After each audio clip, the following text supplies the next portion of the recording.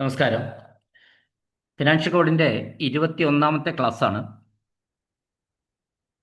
കഴിഞ്ഞ ക്ലാസ്സിൽ അവസാനം ഒരു ബാറ്ററി ചാർജിൻ്റെ ഒരു പ്രശ്നം വന്നുകൊണ്ട് ഒരല്പ സ്പീഡിൽ പറഞ്ഞു പോയിട്ടുണ്ട്. എവിടെയെങ്കിലും കണ്ടന്റിൽ സ്കിപ്പ് ചെയ്ത് പോയിട്ടുണ്ടെങ്കിൽ നിങ്ങൾ കമൻറ്റിൽ പറഞ്ഞാൽ മതി. എന്തെങ്കിലും കാര്യങ്ങളിൽ വ്യക്തത വേണമെങ്കിൽ കമൻറ്റിൽ പറഞ്ഞാൽ ഞാനത് വ്യക്തത വരുത്തുന്നതാണ്. നമുക്ക് അടുത്ത ക്ലാസ്സിലേക്ക് കടക്കാം. ഏഴാമത്തെ ചാപ്റ്റർ വർക്ക്സ് എന്ന് പറയുന്ന ചാപ്റ്റർ കണ്ടിന്യൂ ചെയ്യാണ്. സാധാരണഗതിയിൽ അടിയന്തര ഘട്ടങ്ങളിൽ ഒരു ജോലി ആരംഭിക്കുന്നതുമായി ബന്ധപ്പെട്ട നിർദ്ദേശങ്ങളാണ് ഇതിൽ പറയാനുള്ളത്. ആദ്യം അടിയന്തര ഘട്ടങ്ങൾ എന്ന് പറഞ്ഞാൽ ചില പ്രത്യേക സാഹചര്യങ്ങളിൽ ഇപ്പോൾ ഒരു ബണ്ട് തകർന്നു പോയി. ഇപ്പോൾ ബണ്ട് തകർന്നു പോകുമ്പോൾ നമ്മൾ നോർമൽ പ്രൊസീജിയർ ഒന്നും കീപ്പ് ചെയ്യാനുള്ള ഒരു സമയം ഉണ്ടാവില്ല പലപ്പോഴും.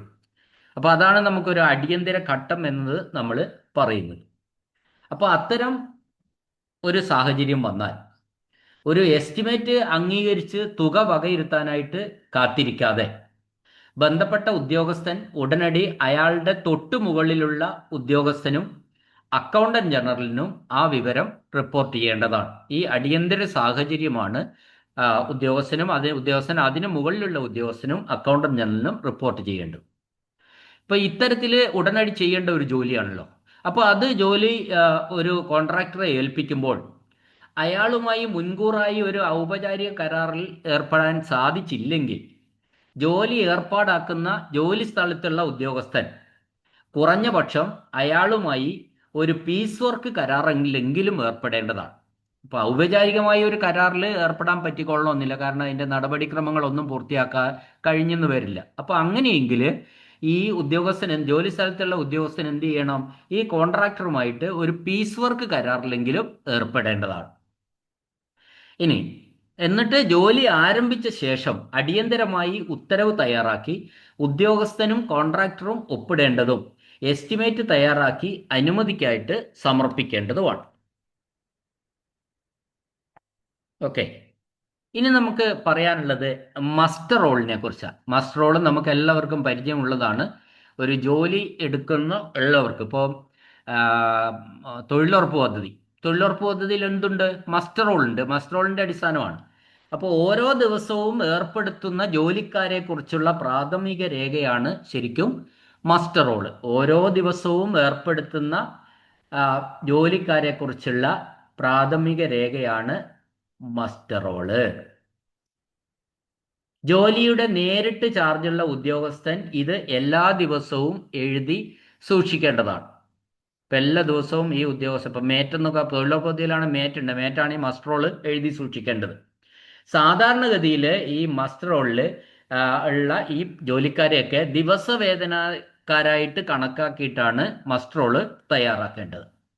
അപ്പം ശരിക്കും ആരൊക്കെയാണ് ഈ മസ്റ്റർ റോളിൽ ജോലി ചെയ്യുന്നവർ വരേണ്ടതെന്ന് വെച്ചാൽ, എസ്റ്റാബ്ലിഷ്മെന്റ് എന്ന ശീർഷകത്തിൽ ശമ്പളം ചാർജ് ചെയ്ത് കൊടുക്കുന്ന സ്ഥിരവും താൽക്കാലികവുമായ ജീവനക്കാരും വർക്ക് ചാർജഡ് എസ്റ്റാബ്ലിഷ്മെന്റിലെ അംഗങ്ങളും ഒഴികെ വകുപ്പ് വഴി ഒരു ജോലി നിർവഹിക്കുന്നതിന് ഏർപ്പെടുത്തിയിട്ടുള്ള എല്ലാ ആൾക്കാരെയും, അത് ദിവസവേതനക്കാരായിട്ട് കണ്ടിട്ട് അവരെയാണ് നമ്മൾ ഈ മസ്റ്റർ റോളിൽ ഉൾപ്പെടുത്തുന്നത്. ഓരോ ജോലിക്കും ഒന്നോ അതിലധികമോ മസ്റ്റർ റോളുകൾ സൂക്ഷിക്കണം. ഈ മസ്റ്റർ റോളിന്റെ ഡ്യൂപ്ലിക്കേറ്റ് തയ്യാറാക്കാൻ പാടില്ല എന്നാണ് പറയുന്നത്. ഇനി മസ്റ്റർ റോള് കഴിയാവുന്നതും മഷിയിൽ എഴുതുകയോ അല്ലെങ്കിൽ മായ്ക്കാൻ പറ്റാത്ത പെൻസിൽ കൊണ്ട് എഴുതുകയോ ചെയ്യേണ്ടതാണ്. മസ്റ്റർ റോൾ ഒരിക്കൽ എഴുതി കഴിഞ്ഞാൽ തിരുത്താനൊക്കെയുള്ള സാധ്യതയുണ്ട്. അത് ഒഴിവാക്കാൻ വേണ്ടിയിട്ടാണ് ഇത്തരത്തിലുള്ള നിർദ്ദേശങ്ങൾ പറയുന്നത്. വേതനം മാസത്തിൽ ഒരിക്കൽ നൽകുകയും ഓരോ മാസത്തിനേക്കും പ്രത്യേകം മസ്റ്റർ റോൾ തയ്യാറാക്കുകയും ചെയ്യേണ്ടതാണ്. ഓരോ മാസവുമായിട്ടാണ് ഈ ക്യാഷ് കൊടുക്കേണ്ടത്. സാധാരണഗതിയിലുള്ള കാര്യമാണ് പറഞ്ഞത്. അപ്പോൾ ഓരോ മാസത്തേക്ക് വേണ്ടി പ്രത്യേകം മസ്റ്റർ റോള് തയ്യാറാക്കുകയും ചെയ്യേണ്ടതാണ്. ഇനി ഇതിൽ ശ്രദ്ധിക്കേണ്ടതുമായിട്ടുള്ള കാര്യങ്ങൾ, ഇടയ്ക്കിടയ്ക്ക് മേലുദ്യോഗസ്ഥന്മാർ ജോലിക്കാരുടെ ഹാജർ പരിശോധിക്കണം. നമുക്കറിയാം ഈ ഹാജരിലൊക്കെ കൃത്രിമം നടക്കാനുള്ള സാധ്യതയുണ്ട്, മസ്റ്റർ റോളിൽ കൃത്രിമം നടക്കാനുള്ള സാധ്യതയുണ്ട്. അതുകൊണ്ടാണ് ഇത് പറയുന്നത്. ഇടയ്ക്കിടെ മേലുദ്യോഗസ്ഥന്മാർ ജോലിക്കാരുടെ ഹാജർ പരിശോധിക്കണം. ഇനി ബില്ല് എഴുതി വാങ്ങാൻ അധികാരപ്പെടുത്തിയിട്ടുള്ള ഉദ്യോഗസ്ഥൻ മസ്റ്റർ റോൾ പാസാക്കി കഴിഞ്ഞാലുടൻ പണം നൽകേണ്ടതാണ്. ആരാണോ ഇതിന് ബന്ധപ്പെട്ട ബില്ല് എഴുതി വാങ്ങാൻ അധികാരമുള്ള ഉദ്യോഗസ്ഥൻ, അയാൾ എന്ത് ചെയ്യണം? മസ്റ്റർ റോൾ പാസ്സാക്കണം. മസ്റ്റർ റോൾ പാസ്സാക്കി കഴിഞ്ഞാൽ ഉടൻ പണം നൽകേണ്ടതാണ്.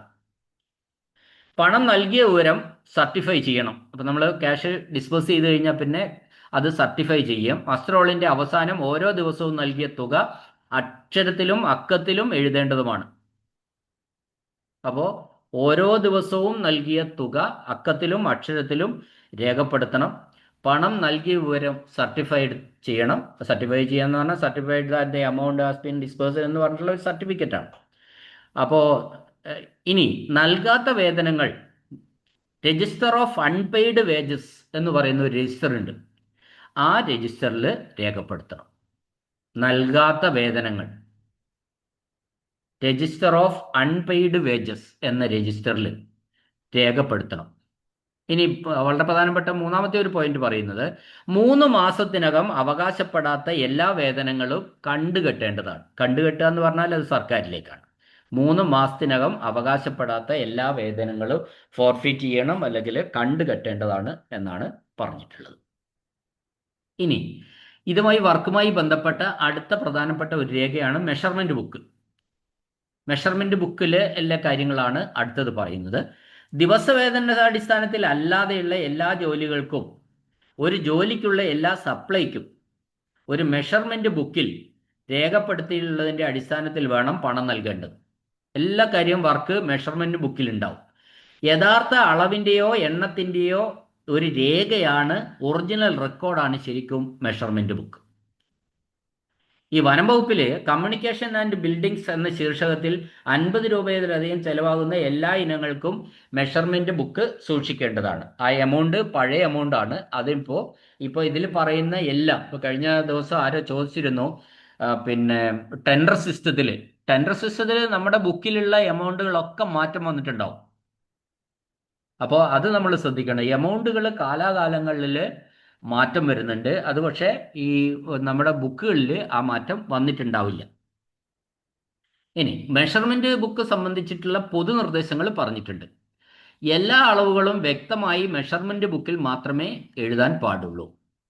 ഒരു ജോലിക്ക് അളവിൻ്റെ എണ്ണത്തിൻ്റെ അടിസ്ഥാനത്തിലാണ് പണം നൽകേണ്ടത്. അത് മെഷർമെന്റ് ബുക്കിലാണ് രേഖപ്പെടുത്തേണ്ടതെന്നൊക്കെ നമ്മൾ പറഞ്ഞു. ജോലിക്ക് പണം നൽകാൻ ഉത്തരവാദിത്തമുള്ള ഉദ്യോഗസ്ഥനോ ജോലിയുടെ ചാർജ് വഹിക്കുന്ന എക്സിക്യൂട്ടീവ് സബോർഡിനേറ്റ് ഉദ്യോഗസ്ഥനോ അല്ലാതെ ആരും മെഷർമെന്റ് ബുക്കിൽ അളവുകൾ രേഖപ്പെടുത്താൻ പാടില്ല. മെഷർമെന്റ് ബുക്കിലെ 1 മുതൽ 4 വരെ കോളങ്ങൾ ജോലി വേളയിൽ തന്നെ പൂരിപ്പിക്കേണ്ടതാണ്.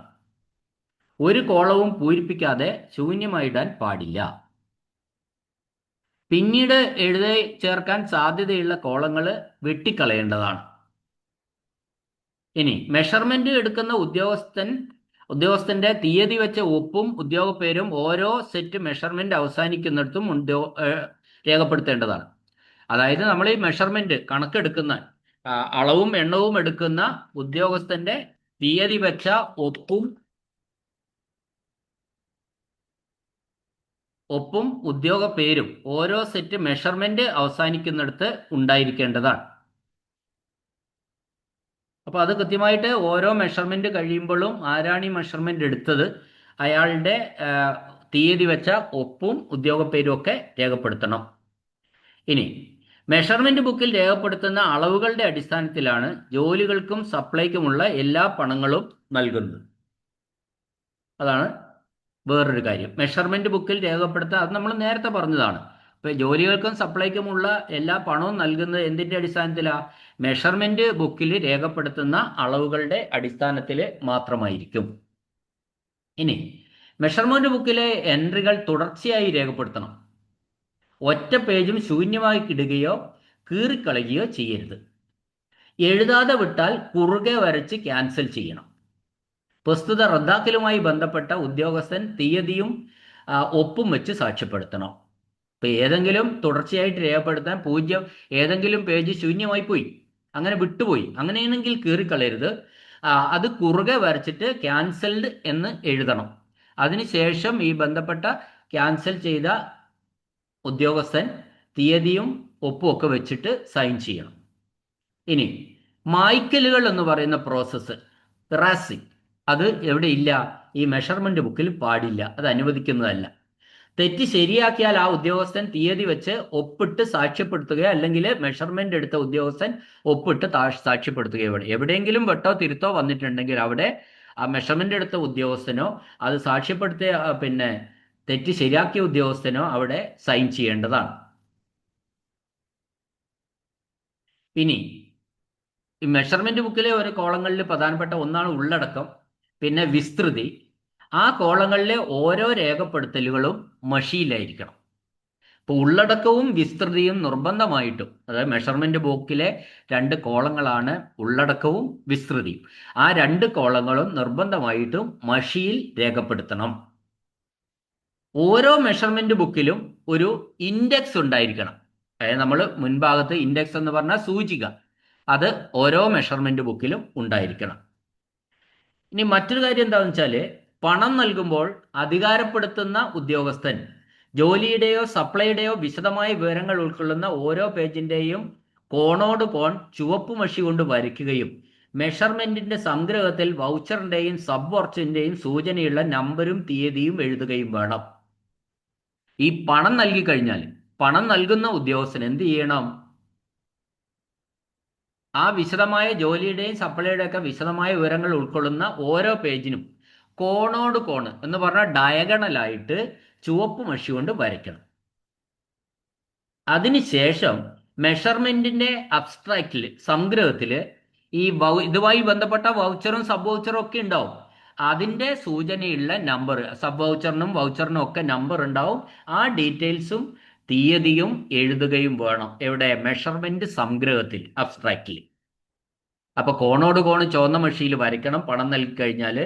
അബ്സ്ട്രാക്റ്റില് വൗച്ചറിന്റെയും സബ് വൗച്ചറിന്റെയും സൂചനയുള്ള അതിന്റെ നമ്പറും ഡേറ്റും ഒക്കെ എഴുതിയിരിക്കണം. ഇതാണ് മെഷർമെന്റ് ബുക്കിൽ ശ്രദ്ധിക്കേണ്ട മറ്റൊരു കാര്യം. ഇനി ചെക്ക് മെഷർമെന്റ് ഓഫ് വർക്ക്സ് ആണ് നമ്മൾ പറയാനുള്ളത്. ഇനി അത് ചെക്ക് മെഷർമെന്റ് ഓഫ് വർക്ക്സ് എന്ന് പറഞ്ഞാൽ ജോലികളുടെ ചെക്ക് മെഷർമെന്റ്. അപ്പോൾ ഒരു മെഷർമെന്റ് ചെക്ക് ചെയ്യുക എന്നാണ് ഇതിന്റെ അർത്ഥം. പണം നൽകുന്നതിന് മുമ്പ് ഒരു ജോലി ചെക്ക് മെഷർ ചെയ്യണമെന്ന് നിയമം ആവശ്യപ്പെടുന്നുവെങ്കിൽ നിർദ്ദിഷ്ട അധികാരി ചെക്ക് മെഷർ ചെയ്യുന്നത് വരെ പണം നൽകരുത്. അപ്പം നമ്മൾ മെഷർമെന്റ് ബുക്കൊക്കെ തയ്യാറാക്കി അളവുകളൊക്കെ എടുത്തു, എല്ലാം ചെയ്തു, ഡീറ്റെയിൽ ഒക്കെ എല്ലാം കംപ്ലീറ്റ് ചെയ്തതിന് ശേഷം ഈ മെഷർമെന്റ് ചെക്ക് ചെയ്തിട്ടേ പണം കൊടുക്കാവൂ എന്ന് വ്യവസ്ഥയുണ്ടെങ്കിൽ നിർബന്ധമായിട്ടും ആ മെഷർമെന്റ് മുഴുവൻ ചെക്ക് ചെയ്തതിന് ശേഷം മാത്രമേ പണം നൽകാവുകയുള്ളൂ. മറ്റൊന്ന്, തെറ്റുകളും വ്യാജ രേഖപ്പെടുത്തലുകളും കണ്ടുപിടിക്കാൻ ഉദ്ദേശിച്ചിട്ടുള്ളതാണ് ഈ ചെക്ക് മെഷർമെന്റ് എന്ന് പറയുന്നത്. അത് നമുക്കറിയാലോ, ചെക്ക് മെഷർമെന്റ് എന്ന് പറഞ്ഞാൽ എന്തെങ്കിലും തെറ്റുണ്ടെങ്കിൽ അല്ലെങ്കിൽ എന്തെങ്കിലും രീതിയിലുള്ള വ്യാജ രേഖപ്പെടുത്തലുകൾ ഉണ്ടെങ്കിൽ കണ്ടുപിടിക്കാൻ വേണ്ടിയിട്ടാണ് ഈ ചെക്ക് മെഷർമെന്റ്. അത് ചെക്ക് മെഷർമെന്റ് നടത്തുമ്പോൾ എന്ത് ചെയ്യണം? തെറ്റാകാൻ ഏറ്റവും സാധ്യതയുള്ളതും വ്യാജമാക്കാൻ ഏറ്റവും ഇടയുള്ളതുമായ, തെറ്റായാൽ ബില്ലിന്റെ ആകെ തുകയെ ബാധിക്കാതെ ഇടയുള്ളവയുമായുള്ള ഇനങ്ങൾ ചെക്ക് മെഷർമെന്റിൽ തിരഞ്ഞെടുക്കണം. മുഴുവൻ ചിലപ്പോൾ ഈ ചെക്ക് മെഷർമെന്റിൽ ചെയ്യാൻ കഴിഞ്ഞെന്ന് വരില്ല. അങ്ങനെയെങ്കിൽ നമ്മൾ ചെയ്യേണ്ടത്, തെറ്റാകാൻ ഏറ്റവും സാധ്യതയുള്ള ഏരിയ എല്ലാവർക്കും അറിയാം. മാത്രമല്ല ഒരു മാൽ പ്രാക്ടീസ് നടത്താൻ സാധ്യതയുള്ള ഏരിയ ഉണ്ടാവും. എന്നാൽ അതുകൊണ്ട് അങ്ങനെയെല്ലാം ചെയ്യുമ്പോൾ ഇതിന്റെ ഈ ബില്ലിന്റെ ടോട്ടൽ എമൗണ്ടിനെ ബാധിക്കുന്ന രീതിയിലേക്ക് അത് പോകും. അങ്ങനെ ബാധിച്ചാൽ ആ സാധ്യത എല്ലാം അവിടെയാണ് ശരിക്കും നമ്മൾ ഈ ചെക്ക് മെഷർമെന്റ് ഫോക്കസ് ചെയ്യേണ്ടതെന്നാണ് പറയുന്നത്. അതായത് തെറ്റ് വരാൻ സാധ്യതയുള്ള മേഖല, മറ്റത് പിന്നെ വ്യാജമാക്കാൻ ഇടയുള്ള സ്ഥലങ്ങൾ, അവിടെയൊക്കെയാണ് ഇത് നമ്മൾ പ്രത്യേകമായിട്ട് ചെക്ക് മെഷർമെന്റ് നടത്തേണ്ടത് എന്നാണ് പറയുന്നത്. ഇനി മെഷർമെന്റ് ഒന്നിലധികം ഉദ്യോഗസ്ഥർ നടത്തുമ്പോൾ അതിൽ ഏറ്റവും സീനിയറായ ഉദ്യോഗസ്ഥനാണ് രേഖപ്പെടുത്തി ഒപ്പിടേണ്ടത്. ഇപ്പൊ മെഷർമെന്റ് ചിലപ്പോൾ ഒരു ഉദ്യോഗസ്ഥനാവണമെന്നില്ല നടത്തുന്നത്. അങ്ങനെ ഒന്നിലധികം ഉദ്യോഗസ്ഥർ മെഷർമെന്റ് നടത്തി കഴിഞ്ഞാൽ നമ്മൾ എന്ത് ചെയ്യണം? ഏറ്റവും സീനിയറായ ഉദ്യോഗസ്ഥനാണ് അതിൽ രേഖപ്പെടുത്തിയിട്ട് ഒപ്പിടേണ്ടത്. ഇനി അടുത്ത പോയിന്റ് പറയുന്നത് കോൺട്രാക്ടർമാർക്കുള്ള എയ്ഡ് ഓഫ് കോൺട്രാക്ടേഴ്സ് ആണ്, സഹായം.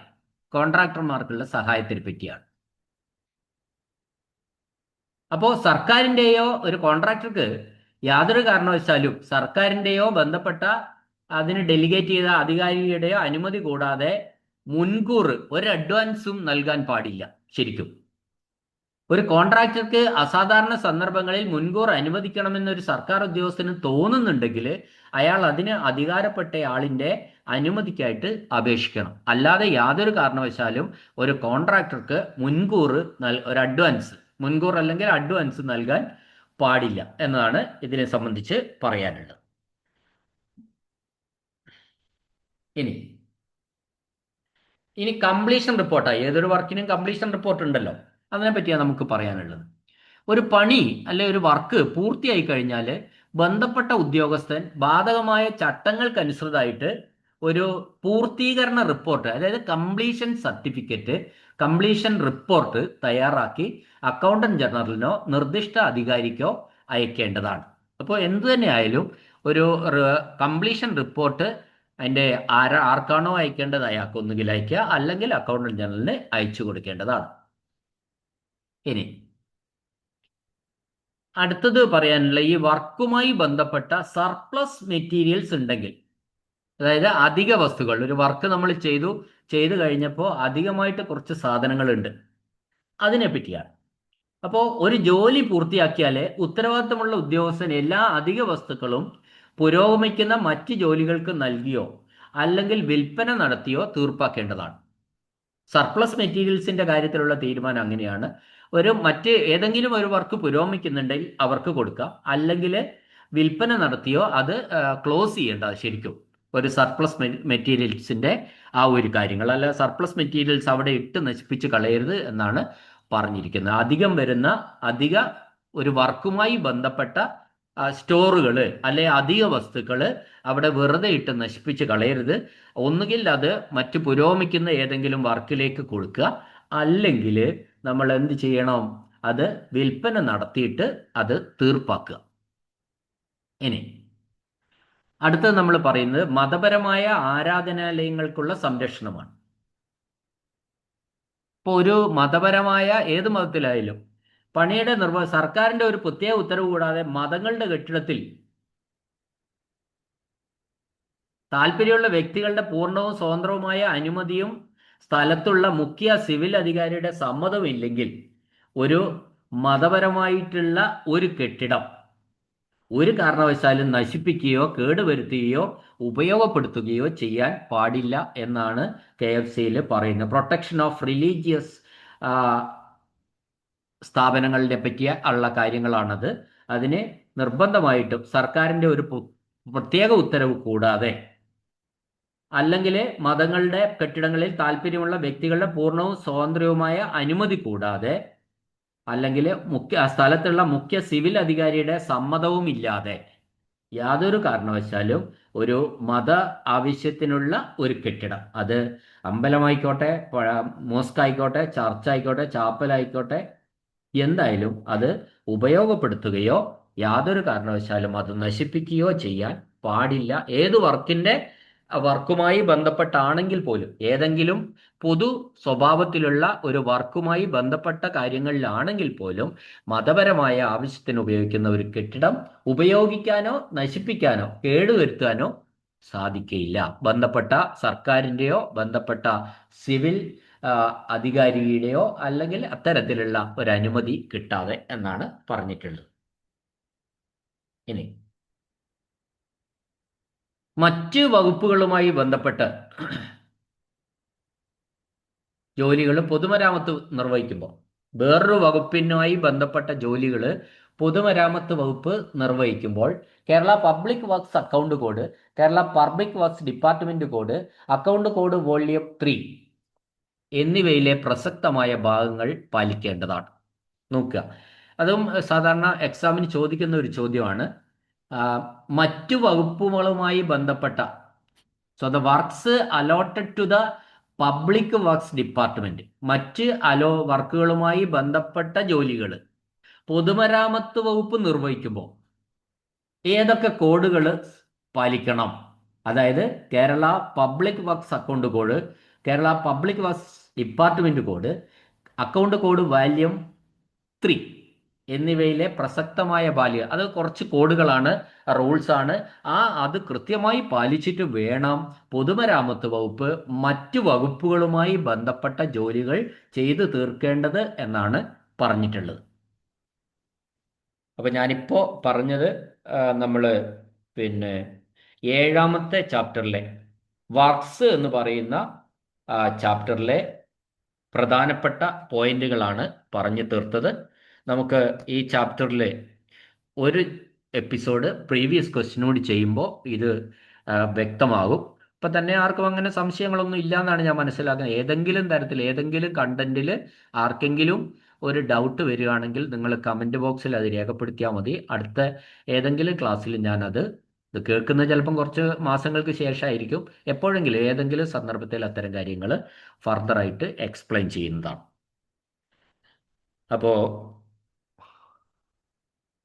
KFCയുടെ ക്ലാസ് കേൾക്കുന്ന എല്ലാവർക്കും നന്ദി, നമസ്കാരം. പിന്നെ ഞാൻ ഈ ക്ലാസ്സുകളൊക്കെ തന്നെ പ്ലേലിസ്റ്റ് ആയിട്ടാണ് ചെയ്തിട്ടുള്ളത്. അപ്പോൾ നിങ്ങൾ പ്ലേലിസ്റ്റ് എടുത്തു കഴിഞ്ഞാൽ KFCയുടെ പ്ലേലിസ്റ്റ് എടുത്താൽ ഏതെങ്കിലും ഒന്ന് എടുത്താൽ ആ ഫിനാൻഷ്യൽ കോഡിൽ വരുന്ന എല്ലാ ക്ലാസ്സുകളും ഇപ്പം ഞാൻ 21 ക്ലാസ് ചെയ്തു കഴിഞ്ഞു. ഇവിടെ 21ലും 28ലും 30ലും ഒന്നും നിൽക്കും തോന്നില്ല. അപ്പോൾ അതിനനുസരിച്ച് നിങ്ങൾക്ക് കംപ്ലീറ്റ് പ്ലേലിസ്റ്റിൽ വരുന്ന വീഡിയോസ് കംപ്ലീറ്റ് ആയിട്ട് കാണാൻ വേണ്ടി കഴിയും. അതാണ് മറ്റൊരു പ്രത്യേകത. പിന്നെ നിങ്ങൾക്ക് ക്ലാസ് ഇഷ്ടപ്പെടുന്നുണ്ടെങ്കിലും ഇല്ലെങ്കിലും രണ്ടായാലും ദയവായി കമൻറ്റിൽ അഭിപ്രായങ്ങൾ രേഖപ്പെടുത്തണം. അതൊക്കെ എൻ്റെ ഒരു റിക്വസ്റ്റാണ്. പിന്നെ മാത്രമല്ല നിങ്ങൾ താല്പര്യമുള്ളവർ ഇത് ഒന്ന് ലൈക്ക് ചെയ്ത് ഷെയർ ചെയ്യാൻ മടിക്കണ്ട. നമുക്ക് പിന്നെ മറ്റ് ജീവനക്കാരിലേക്കും ക്ലാസ്സുകൾ ഇഷ്ടപ്പെടുന്നുണ്ടെങ്കിൽ നിങ്ങൾ ഇത് ഫോർവേഡ് ചെയ്തു കൊടുക്കണം എന്നാണ് എനിക്ക് പറയാനുള്ളത്. കാരണം നമ്മളിത് ഇപ്പോൾ ത്രൂ ഔട്ട് നമ്മൾ കൂടുതലും സർവീസ് കാര്യങ്ങൾ ചെയ്യുന്ന ഒരാളാണ് ഞാൻ.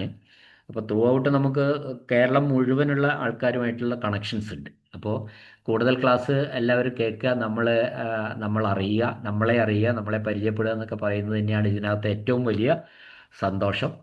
അതുകൊണ്ട് ദയവായി ഈ ചാനൽ സബ്സ്ക്രൈബ് ചെയ്യുകയും മറ്റുള്ളവർക്ക് ഈ ക്ലാസ്സുകൾ ഫോർവേഡ് ചെയ്ത് കൊടുക്കുകയും ചെയ്യണമെന്ന ഒരു അഭ്യർത്ഥനയോടെ നിർത്തുന്നു. നന്ദി, നമസ്കാരം.